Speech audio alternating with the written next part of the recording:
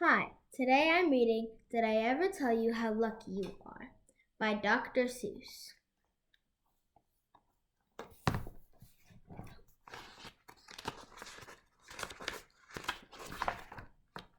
When I was quite young and quite small for my size, I met an old man in the desert of Dries, and he sang me a song I will never forget.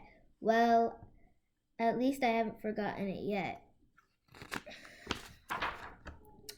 He sat in a terribly prickly place, but he sang with a sunny, sweet smile on his face. When you think things are bad, when you feel sour and blue, when you start to get mad, you should do what I do. Just tell yourself, Ducky, you're really quite lucky. Some people are much more, ever so much more, much more unlucky than you. Be glad you don't work on Bungly Bung Bridge that they're building across Boober Bay and at Bum Bridge. It's a troublesome world. All the people who are in it are troubled with troubles almost every minute. You ought to be thankful a whole heaping lot for the places and people you're lucky you're not. Just suppose, for example, you lived in Gay Zate and got caught in that traffic on Zay Highway 8. Or suppose, for instance, you lived in Gazar with your bedroom up there and your bathroom up here.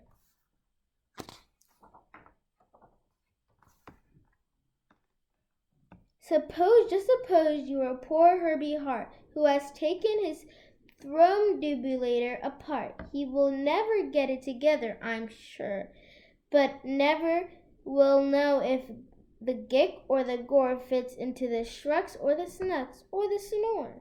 Yes, Ducky, you're lucky you're not Herbie Hart, who has taken his throne defibrillator apart. Think they work you too hard? Think of poor Ali Sard. He has to mow grass in his uncle's backyard, and it's quick growing grass. It grows as he mows it. The faster he mows it, the faster he grows it. And all that stinky old uncle will pay for his shoving that motor around in that hay is puffless pay of 2 ducats a day, and Ali can't live on such piffless pay.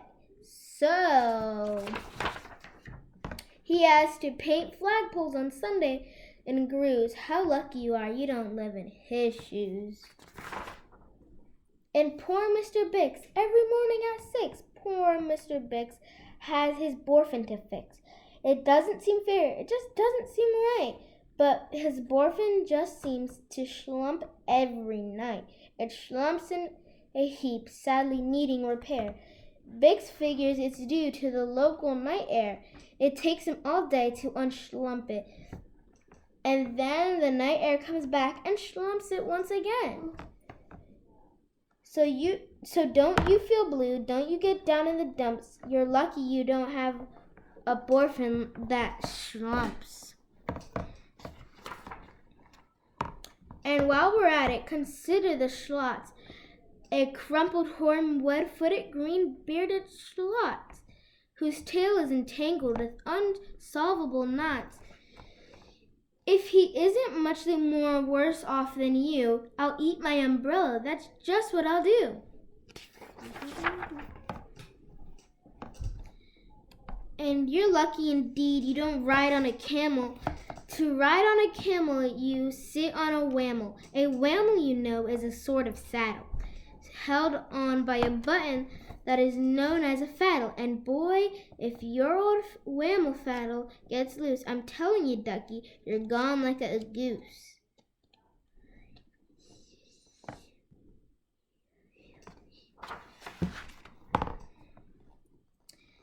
And poor Mr. Potter, T-cross or I-daughter. He has to cross T's and he has to dot I's. An I and T factory. out in Van Nuys.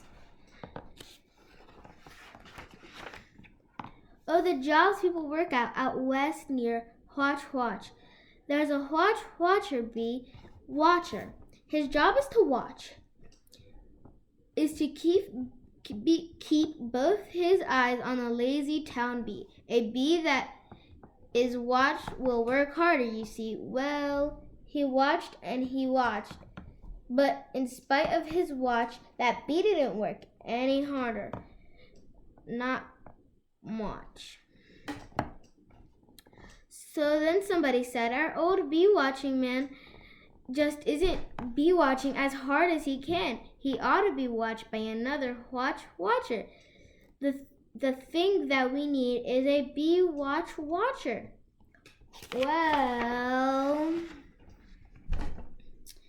the bee watcher watched the bee watcher. He didn't watch well, so another watcher had to come in as a watcher. And today, all the watchers who live in Watch are watching on watching on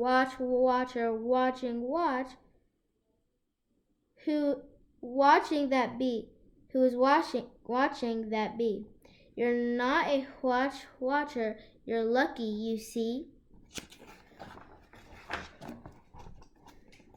How fortunate you're not Professor DeVries, who has spent the past 32 years, if you please, trying to teach Irish ducks how to read Javanese.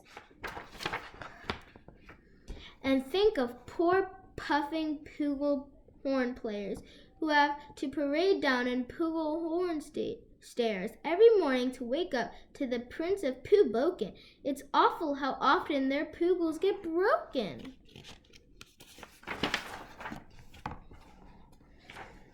And oh, just suppose you were poor Harry Hadow. Try as he will, he can't make any shadow. He thinks that perhaps something's wrong with his giz, and I think that, by golly, there probably is. And the poor brothers Bazoo, suppose your hair grew like theirs happened to do. You think you're unlucky? I'm telling you, Ducky, some people are ever so muchly more unlucky than you.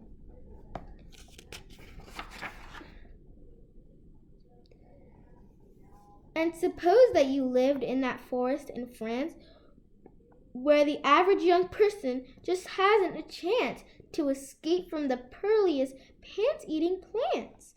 But your pants are safe. You're a fortunate guy, and I ought to be shouting, how lucky am I?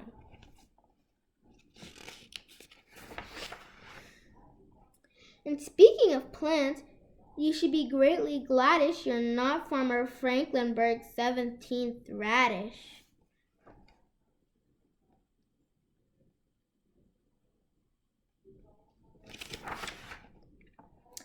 And you're so lucky you're not Gutty Gown, who lives by himself 19 miles out of town in the ruins of Ronk. Ronk is rather run down.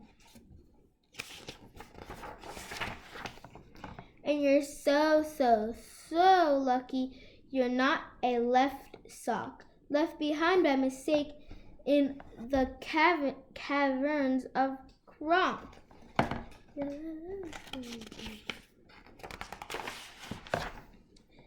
Thank goodness for all those things that you're not.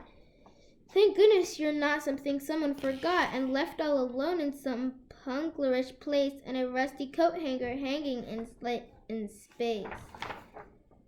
That's why I say, Ducky, don't grumble, don't stoop.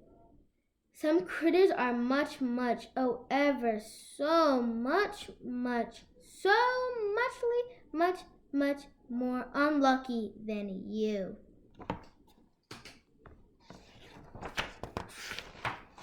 The end.